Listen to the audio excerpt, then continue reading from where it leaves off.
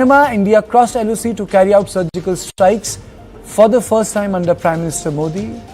Jairam Ramesh equates all party delegation to terrorists roaming free after Pahalgam attack. Kharge says Congress believes in putting country first, but for some it is Modi first. Tharoor retorts with ex-post, don't ask permission to fly, the wings are yours and the sky belongs to no one. In an article on emergency, Tharoor says cruelty like Sanjay Gandhi's forced sterilization cannot be justified. Subsequently, Tharoor skips key Congress strategy meeting for the monsoon session. Tharoor tells critics, nation trumps party loyalty, I believe in national interest.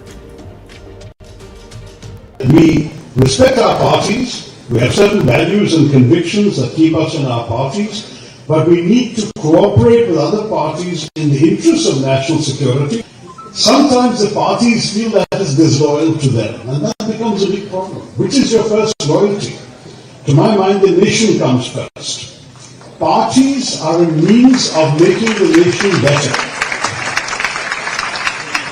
So to my mind, whichever party you belong to, the objective of that party is to create a better India, in its own way.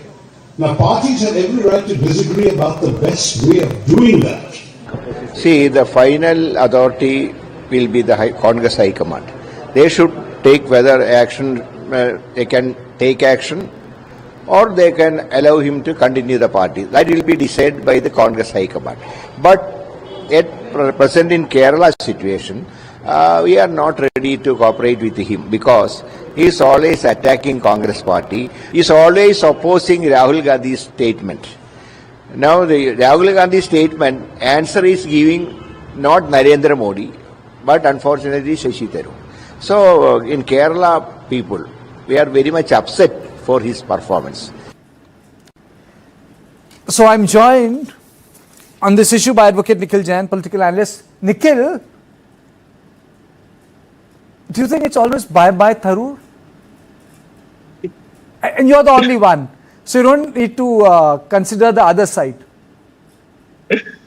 So Karthikeya, there are 2-3 elements to it. One is that, of course, we can see the kind of internal democracy the Congress party has now. To be honest, whether politically that's a good thing or a bad, I'm still very confused.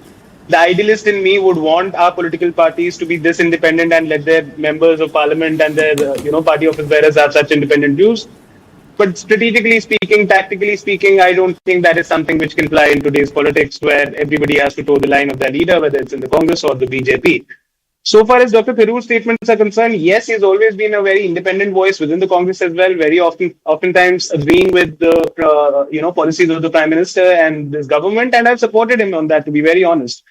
But in the past 3-4 months, the kind of statements that have been coming from Dr. Tharoor, we all know that there is something more than meets the eye. It's not just Mr. Dr. Tharoor, being the fair public intellectual that he is. He is also missing various things that factually make him incorrect, something that he's not done before, and essentially puts him in the line where the BJP's political line is. For instance, the comment about the fact that India never carried out surgical strikes before 2014, which was absolutely wrong. We all remember the very public Operation Ginger in 2011, at which point Dr. Tharoor himself was the Minister of External Affairs of India. So it cannot be anybody's case that he perhaps did not know. He obviously did know, yet he chose to make a statement that was factually incorrect at the international stage. And then the kind of praise for the Prime Minister to write an op-ed about the emergency. Of course, we all agree that the emergency is wrong. Top Congress leadership has agreed that the emergency imposition and the things that happened at the hands of the government at that time were wrong.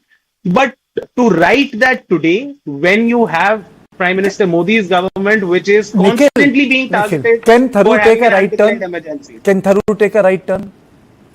Honestly, Karthikeya, I don't think he can take a right turn. That'll be, it would not suit Dr. Tharoor's own politics. It would not suit the politics of the electorate that he caters to, and it would also not suit the BJP. Or can he go Ghulam Nabi Azad's way? Probably something like that is what I would expect for him to do, because at this point it's very hard for me to say that he's going to stick with the Congress. Whether he does or does on a serious note, why did it come to such a pass? We can say that Mr. Tharoor has spoken out of turn, not respected the party line, but the fact of the matter is even the party has not been very hospitable to him. The entire Kerala faction calls him an outsider, and that has been since the beginning. And secondly, he has not been given his due in Lok Sabha. the sort of stature he enjoys, people junior to him in experience have been given far more important position. And people in past who were given that position by Congress party are minister in this current government, like Mr. Bittu.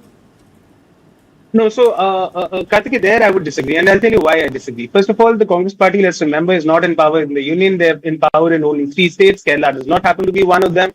Dr. Tharoor was always a parachute candidate ever since he joined the politics in 2009. He was a big face nationally because of his UN background, the brilliant command that he had over the English language, his eloquence and all of that. But he's never been a very tall Kerala politician. Now, I'm not going to look into the particular survey that Dr. Tharoor has posted. We all know how surveys' credibility can be questioned. Whether he is or not, is not the most preferred choice for a CM candidate, I'm not quite sure. But one thing I can say for sure, so far as local ground level politics of Kerala Congress is concerned, Dr. Tharoor is not the senior most face. You have people who've been in the party for decades and decades. So far as the national level posts are concerned, Karthikeya, just 15 seconds. So far as the national level posts are concerned, yes, he was not made the leader of opposition, but how could he be when Rahul Gandhi was there? Not he even is the chairman of the External Affairs Committee. Not even chairman of the External Affairs Committee is not a junior post, Karthikeya, and he does have that post. There's only so much that the Congress can distribute. Thank you. No, I've really run short of time, but only thing I can say, it's a loss because Tharoor may not be a big mass leader, but he's definitely the man of stature and standing. Thank you, Nikhil, for joining me, and this is all I have on Point tonight. I will see you tomorrow at the same time. Thank you and good night.